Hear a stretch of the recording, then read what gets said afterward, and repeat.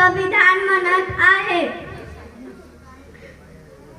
आम्ही भारताचे लोक, भारताचे एक सार्वभौम समाजवादी धर्मनिरपेक्ष लोकशाही गणराज्य घडवण्याचा व त्याच्या सर्व नागरिका सामाजिक, आर्थिक व राजनैतिक विचार, व्यक्ती विश्वास, श्रद्धा व उपासना यांचे स्वतंत्र दर्जाची व संधीची समानता निश्चितपणे प्राप्त करून देण्याचा आणि त्या सर्वांमध्ये व्यक्तीची प्रतिष्ठा व राष्ट्राची एकता आणि एकात्मता यांचे आश्वासन देणारी बंधुता